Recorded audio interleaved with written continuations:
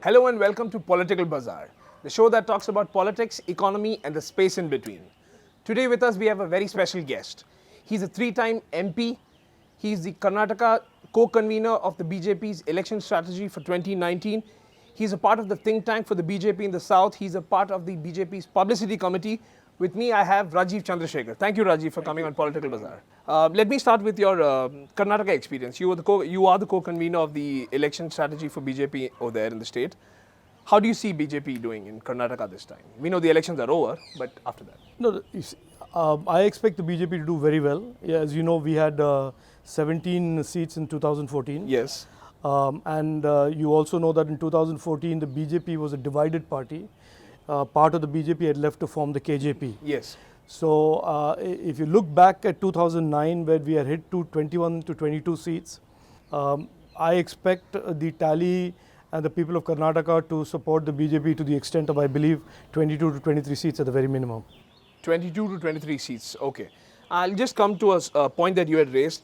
At the height of the Modi wave in 2014, Right. 17 seats were what the BJP got of the total 28. Correct. And this was two less from what the previous 2009. Right. This time you're saying it's a unified unit, yes, but there were some reports that some candidate selections were not exactly to the favor of the state leadership.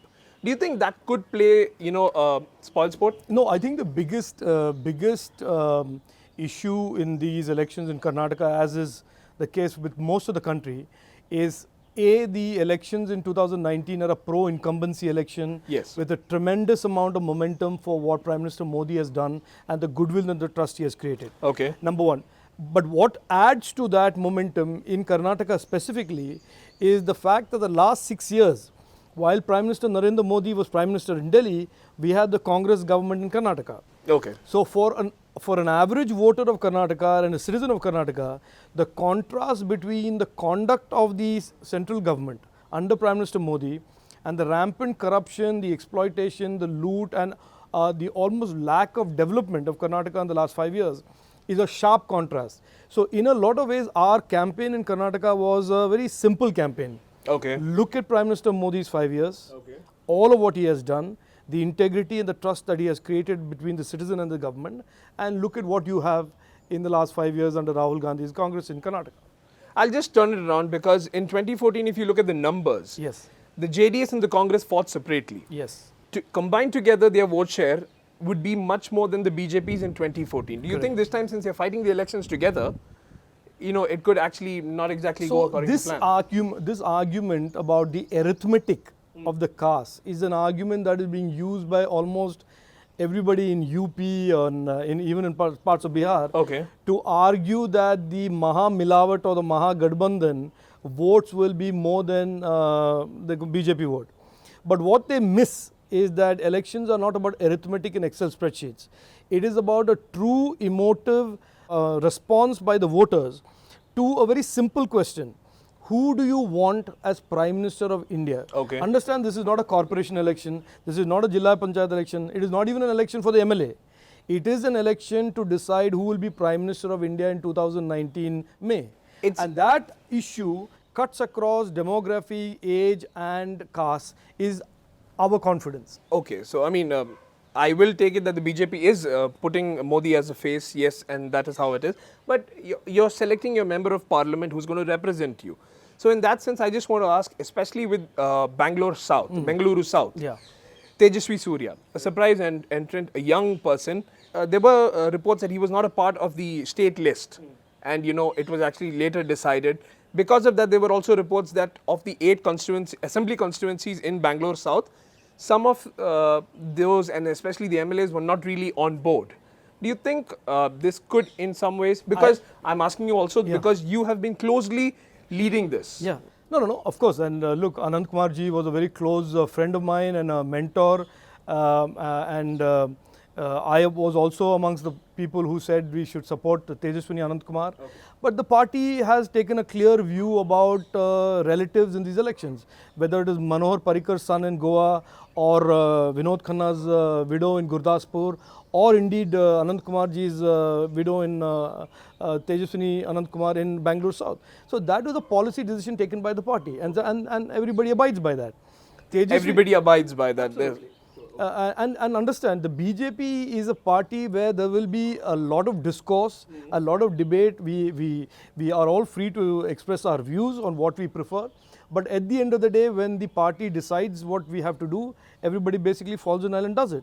And I will also assure you, regardless of Tejasvi Surya's, let us say, youth or relatively short stint in public life, or being new to Bengaluru South, I will today on television tell you that he will win, and he will win decisively with a margin that will be very close to what Anand Kumar ji won in 2014. Okay, let me come to another question, the last one perhaps regarding Karnataka. After the Balakot strikes happened, there was an unfortunate comment by former Chief Minister Yedurappa saying that this would win us 22 of 28 seats. Now, many people know that you actually stand for armed forces, the veterans, and you've actually spoken a lot for their cause in Parliament. How do you see this comment? No, look, I think what Mr. Yedurappa, and he clarified that subsequently, what he wanted to say was very simple, that the approach to national security by Prime Minister Narendra Modi is a sharp contrast to the approach or the strategic restraint by the Congress for the 10 years. That is... And that this approach, robust approach to national security, is a legitimate issue for voters to discuss, debate and vote and support the BJP in these elections. So put a number saying we'll win 22 seats. You think that that could have been avoided? Look, in the heat of politics, you have many people saying many things. Okay. In the day of TV bites and reporters putting mics in front of you, leaders don't necessarily get the time to measure their response in the dust and heat of a political battle. I am pretty clear that the BJP's position on this is very simple. It has been articulated from the Prime Minister down to the smallest, lowest, Karyakarta, which is that we believe our approach to national security, which is keeping India first and doing everything necessary to protect our soldiers, is a legitimate issue for the voters of this country to speak about, talk about, understand and support. Let me come to Kerala. Kerala was a state which, again, you're a part of the think tank in the BJP South, and I had gone for election coverage over there. How do you see the BJP's chances over there? Look, in 2016, I was actively involved. I was then an independent MP. I was part of the NDA, but I was not a BJP MP. I predicted in 2016, and it is there in public domain, that the left is on its last legs, and that there is really that space is going to be taken up by a combination of the BJP, NDA and the Congress. And 2019, this is exactly what is going to happen. The left is going to shrink sharply. In my opinion, the polls are pointing to 2 to 3 seats for the left. Okay. And conversely, the space that is opened up for a center-right, pro-economy, pro-investment, state focus on poverty and so on and so forth, the BJP narrative is gaining currency.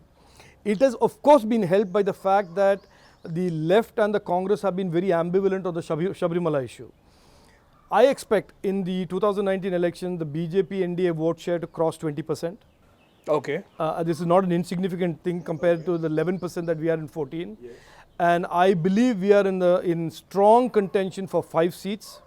And understand, this is so different from every election where there would only be a 0-1 against the BJP in every opinion poll in Kerala. Every opinion poll. Which is Trivandrum. But let me come. Yeah. If the BJP is really serious about the party's development over there, one thing what I feel is, how do you explain to the voter a candidate choice like Suresh Gopi from Thrissur, when you actually have cadres who are working there and you bring in Suresh Gopi? So this was also seen in 2014 when Srishant was actually put in, 2016, when Srishant was put in from Trivandrum. Look, I think everybody has a point of view when it comes to a candidate, and that is the nature of democracy. If the entire electorate was supporting one candidate, then you would have margins of 90% and 100%. No, this was actually a grouse I heard from BJP. No, I think, look, the BJP in Kerala is in the process of a transformation. For many years, the BJP has had many very dedicated Karyakartas, and it has always had the 6 to 11% vote share. It is now, under the leadership of Prime Minister Narendra Modi and Amit Shah ji, the party is expanding beyond its traditional base. It is moving from the 10% vote share to the 20% vote share. And therefore, there will be a lot of people who are not, let's say, traditional BJP voters coming into the base. And you will show a candidate like Suresh Gopi there? I think Suresh Gopi will surprise you with his performance in Trichur, first of all. That is because the BJP's base is growing. But my question again there is for the Karyakarta who's working there. In a democracy, I'll tell you, the only judge of a candidate's appropriateness or popularity is the electorate. Okay. Like I said, you may have a point of view, I may have a point of view. These are all individual points of view. And in a robust democracy like ours, there will be plenty of views about individuals. But I always believe that the best test in a democracy is essentially leave it to the people who vote to judge. Exactly. And if he wins, sure. The people have spoken. Leave it to the people. 23rd we'll get to know. Now another thing that I want to ask you is that the United Nations has blacklisted Masood Azhar, the Jaish-e-Mohammed chief. He's been accused of Pulwama, 26/11, a lot of attacks on India. And many people on the government side, the BJP would want to call it the government's victory. The opposition is saying, no, this is actually a collective one. For years it's been done. At this election season, how do you think this is going to play out? No, I think the fact that Masood Azhar has been blacklisted by the United Nations, and as a result of the coercive diplomatic strategies of India, is a big deal. It is not a small deal at all. And I think you have these Congress spokespersons saying we did it in 2009 and my grandfather did it and somebody's mother did it. This is a clear and visible evidence of what the Prime Minister's national security doctrine is all about. Okay. Which is that nobody anywhere in Pakistan today who perpetrates terrorism and who openly advocates violence against innocent people in India will be allowed to go free. Where we have to use military power, we will use military power. Where we have to get people on board, like China, who have shielded Masood Azhar for so many years, we will do so. So this is, in my opinion, the biggest news that has to come out during this election season. And it must be a legitimate issue to debate and discuss during these elections. So you think blacklisting is one thing. How do you think this is going to help India vis-a-vis terror attacks? No, I think, look, it is basically a huge deal because it sends a signal to all of these organizations that have been mollycoddled by the state in Pakistan that our reach, India's reach, under Prime Minister Modi is a reach which is military and it is also a reach that is financial and diplomatic. Okay. Please understand, Pakistan is now struggling to get out of being grey listed under the FATF. FATF, yes. So this is a country that has suddenly found itself in the crosshairs of the world, despite being a perpetrator of terrorism for the last 25 years. So the only thing the Congress can actually legitimately say today is, yes, Pakistan has been doing terrorism for 25 years. We've been all talking about it for 25 years and it's now taken... Will the blacklisting of Masood Azhar be an election issue in the following phases? It should be, it must be, and it is a legitimate issue that showcases the difference and contrast between Prime Minister Modi's approach to terrorism and the Congress's approach to terrorism. 2019 will give surprises vis-a-vis Kerala and Karnataka for the BJP. In Karnataka, the BJP is expected to do well. In Kerala, it might open its account. When it comes to national security, Rajeev Chandrasekhar feels that national security should be an election issue.